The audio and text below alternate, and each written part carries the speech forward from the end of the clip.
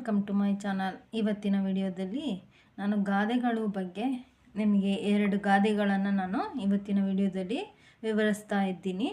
So video start ಮಾಡೋಕ್ಕೂ ಮುಂಚೆ ಯಾರೆಲ್ಲ ನಮ್ಮ ಚಾನಲ್ ಹೊಸಬ್ರು ನೋಡ್ತಾ ಇದ್ದಾರೆ ಪ್ಲೀಸ್ ಸಬ್ಸ್ಕ್ರೈಬ್ ಮಾಡ್ಕೊಂಡು ನೋಡಿ. ಹಾಗೆ ವಿಡಿಯೋ ಇಷ್ಟ ಆದರೆ ಲೈಕ್ ಮಾಡಿ, ಶೇರ್ ಮಾಡಿ. ಬನ್ನಿ ವಿಡಿಯೋ ಸ್ಟಾರ್ಟ್ ಮಾಡೋಣ. ಸೊ ನಾನು ಇದಕ್ಕೂ ಮುಂಚೆ ಇನ್ನೂ 2 ಗಾದೆಗಳನ್ನು ನಾನು ವಿವರಿಸಿದ್ದೀನಿ. ಆ ವಿಡಿಯೋ ಬೇಕಾದರೆ ಇದರಲ್ಲಿ ನಾನು ಲಿಂಕ್ ಶೇರ್ ಮಾಡಿರ್ತೀನಿ. ಸೊ ನೀವು ಅದನ್ನು ನೋಡ್ಕೋಬೋದು. ಇದು 10th ಮಕ್ಕಳಿಗೆ ಬೆನಿಫಿಟ್ ಆಗುತ್ತೆ ನೋಡಿ. ಕೂಡಿ ಬಾಳಿದರೆ ಸ್ವರ್ಗ ಸುಖ, ಈ ಒಂದು ಗಾದೆಯ ಬಗ್ಗೆ ವಿಶ್ಲೇಷಣೆಯನ್ನು ತಿಳಿಸ್ತಾ ಇದ್ದೀನಿ. ಕೂಡಿ ಬಾಳುವುದೆಂದರೆ ಒಗ್ಗಟ್ಟಾಗಿ ದ್ವೇಷ ಜಗಳಗಳು ಇಲ್ಲದೆ ಅನ್ಯೋನ್ಯತೆಯಿಂದ ಜೀವಿಸುವುದು. ಹಿಂದಿನ ಕಾಲದಲ್ಲಿ ಅವಿಭಕ್ತ ಕುಟುಂಬವಿದ್ದು ಮನೆ ತುಂಬ ಜನ ಇರುತ್ತಿದ್ದರು. ಅಜ್ಜ ಅಜ್ಜಿ, ದೊಡ್ಡಪ್ಪ ದೊಡ್ಡಮ್ಮ, ಅವರ ಮಕ್ಕಳು, ಚಿಕ್ಕಮ್ಮ ಚಿಕ್ಕಪ್ಪ ಅವರ ಮಕ್ಕಳು, ಅಣ್ಣ ಅತ್ತಿಗೆ ಎಲ್ಲರೂ ಇರುತ್ತಿದ್ದರು. ಇದರಿಂದ ಮನೆಯಲ್ಲಿ ಎಲ್ಲ ಕಷ್ಟ ಸುಖಗಳಲ್ಲಿಯೂ ಎಲ್ಲರೂ ಆತ್ಮೀಯವಾಗಿ ಪಾಲ್ಗೊಳ್ಳುತ್ತಿದ್ದರು. ಕೂಡಿ ಬಾಳುವುದು ಮನೆಯ ಒಟ್ಟು ಕುಟುಂಬಕ್ಕೆ ಮಾತ್ರ ಸೀಮಿತವಾಗಿಲ್ಲ, ಊರು ರಾಜ್ಯ ರಾಷ್ಟ್ರವಾಸಿಗಳೆಲ್ಲರಿಗೂ ಅನ್ವಯವಾಗುತ್ತದೆ. ಮನೆಯಲ್ಲಿ ಹಿರಿಯರಿಂದ ಕಿರಿಯರವರೆಗೂ ಕೂಡಿ ಬಾಳಿದರೆ ಖಂಡಿತವಾಗಿಯೂ ಮನೆಯಲ್ಲಿ ಸ್ವರ್ಗದಂತಹ ಸುಖ ತುಂಬಿರುತ್ತದೆ. ಮಕ್ಕಳಿಗಂತೂ ಸಂಬಂಧಗಳ ಅಥವಾ ಸಂಬಂಧಿಗಳ ಬಗ್ಗೆ ಅರಿವೇ ಇಲ್ಲದಂತಾಗಿದೆ. ಅದಕ್ಕಾಗಿ ನಾವು ಮಕ್ಕಳಿಗೆ ಮನೆಯಲ್ಲಿ ಹಿರಿಯರಿಗೆ ಹಾಗೂ ಸಂಬಂಧಗಳಿಗೆ ಗೌರವ ಕೊಡುವುದನ್ನು ಹೇಳಿಕೊಡಬೇಕು. ಎಲ್ಲ ಸಂಬಂಧಗಳು ಒಗ್ಗಟ್ಟಾಗಿದ್ದರೆ ಸ್ವರ್ಗದಂತಹ ಸುಖ ತುಂಬಿರುತ್ತದೆ ಜೀವನದಲ್ಲಿ.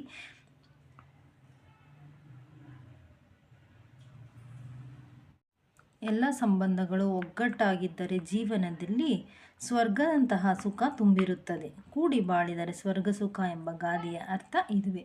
ಸೊ ಇದಾಗಿತ್ತು ನೋಡಿ, ಕೂಡಿ ಬಾಳಿದರೆ ಸ್ವರ್ಗ ಸುಖ ಅನ್ನೋದ್ರ ಒಂದು ಬಗ್ಗೆ ಮಾಹಿತಿ. ನೆಕ್ಸ್ಟ್ ಇನ್ನೊಂದು ಗಾದೆ ಯಾವುದು ಅಂದರೆ ಮಾತೆ ಮೃತ್ಯು ಮಾತೆ ಮುತ್ತು. ಈ ಒಂದು ಗಾದೆಯ ಬಗ್ಗೆ ವಿಶ್ಲೇಷಣೆ ನೋಡೋಣ. ಈ ಗಾದೆಯು ನಮ್ಮ ಮಾತಿನ ಮಹತ್ವವನ್ನು ತಿಳಿಸುತ್ತದೆ. ಮಾತು ನಮ್ಮ ವ್ಯಕ್ತಿತ್ವದ ಕನ್ನಡಿಯಾಗಿದೆ.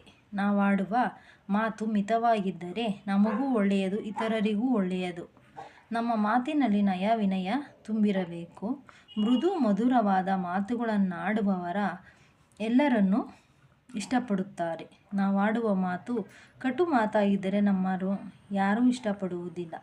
ಒಂದು ಬಾರಿ ಆಡಿದ ಕಟು ನುಡಿಯಿಂದ ಆದ ನೋವು ಎಂದಿಗೂ ಮರೆಯಲು ಸಾಧ್ಯವಿಲ್ಲ. ಮಾತಿನಲ್ಲಿ ಹಿತವಿಲ್ಲದೆ ಒರಟಾಗಿ ಮಾತನಾಡಿದರೆ ಅನೇಕ ಅನಾಹುತಗಳು ಸಂಭವಿಸಬಹುದು. ಮಾತು ಆಡಿದರೆ ಹೋಯಿತು, ಮುತ್ತು ಒಡೆದರೆ ಹೋಯಿತು ಎಂಬ ಗಾದೆ ಮಾತು ಕೂಡ ಇದೇ ಅರ್ಥವನ್ನು ಹೊಂದಿದೆ.